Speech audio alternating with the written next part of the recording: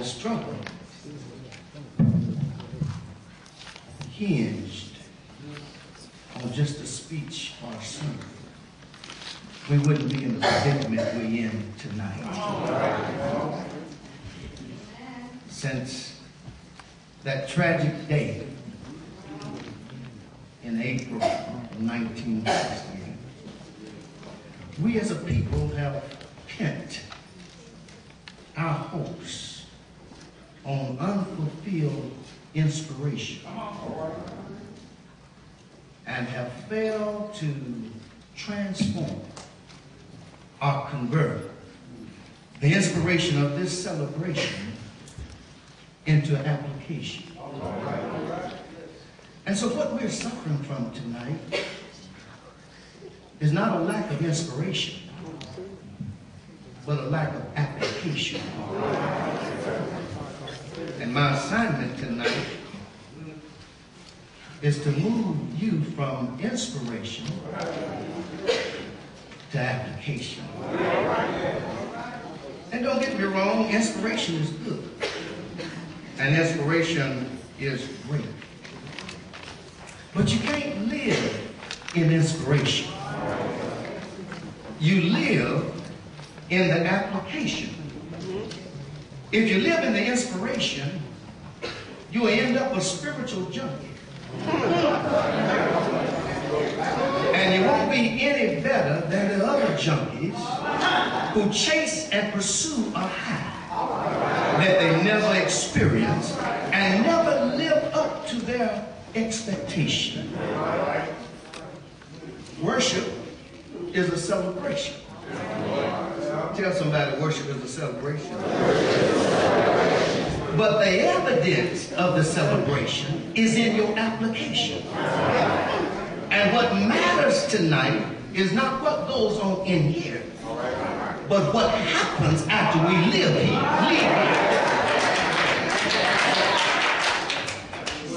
here. Impartation or inspiration comes through celebration. But the anointing is released through application. And there's too much power. There's too much potential.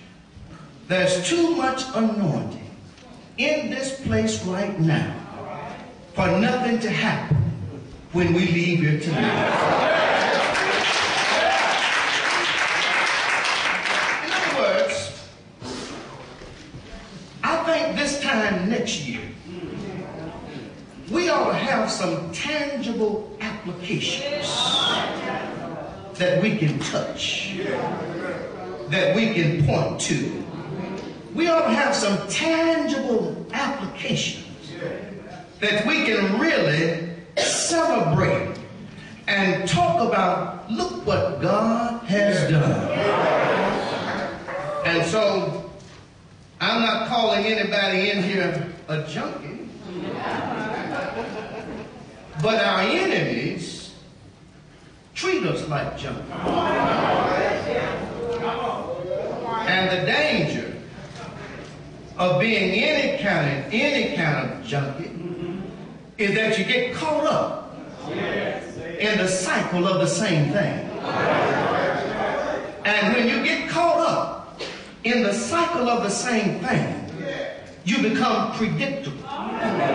And when you become predictable, you become controllable.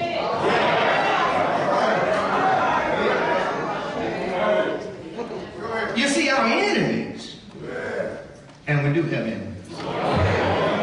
Tell somebody we do have enemies. Our enemies are no longer threatened by the celebration.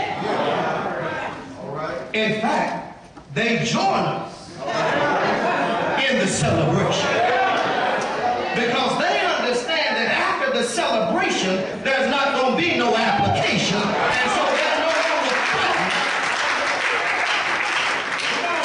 when we get together.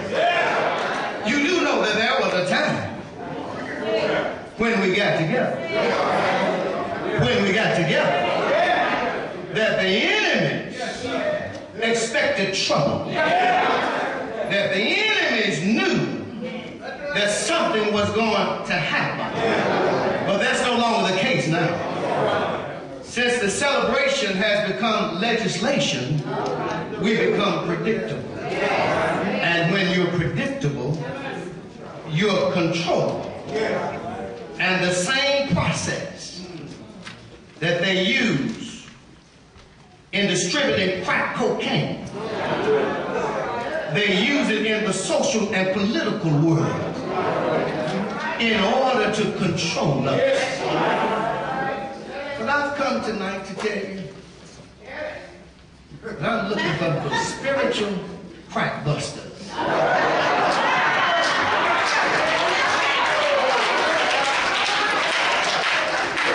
When you're a spiritual crack buster, you're not caught up in the cycle of the same thing. And there's nothing anybody that can give you, can buy you, and sell you out, and you'll get the courage to say, I'm not going back. And if you don't mind, shake somebody's hand and tell them we're not going back. And so my assignment tonight is to move you from inspiration to application. My assignment tonight is not to give you a homiletical structured sermon of who, what, when, where, and how. Because we already know who, what, when, where, and how. Dr. Martin Luther King is the who. Racism is the what. Meridian is the when. Right now is the when. And God is the how.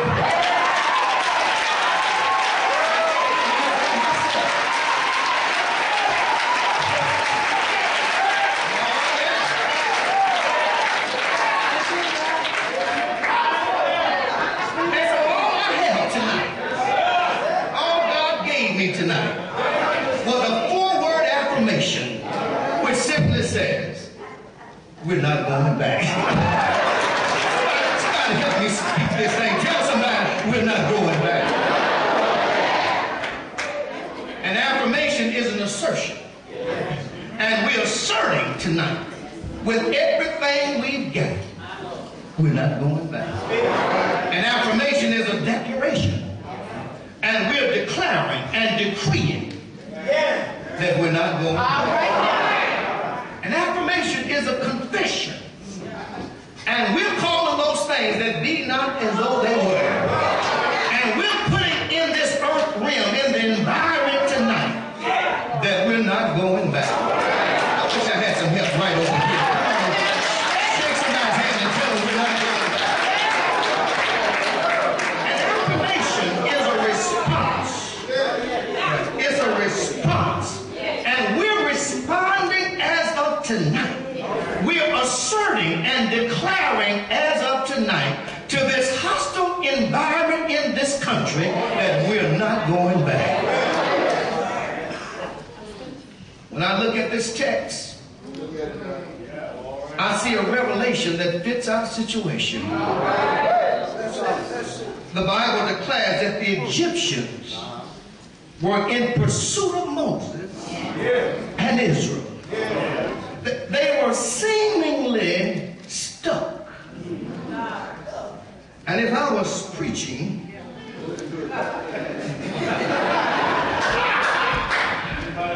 I would tell you they weren't stuck, but they were in a divine setup. God was really orchestrating this whole situation. And may I just parenthetically just encourage somebody, God is still on the throne. And he's orchestrating this situation. But between the 9th and the 15th verse, there were some comments about going back. There were some who wanted to die in Egypt. There were some who were complaining to Moses about going back to Egypt. And in the midst of all this chaos, God in the of this situation, you know God is not the author of confusion. And so he spoke in this confusion and told Moses, tell the children to go forward.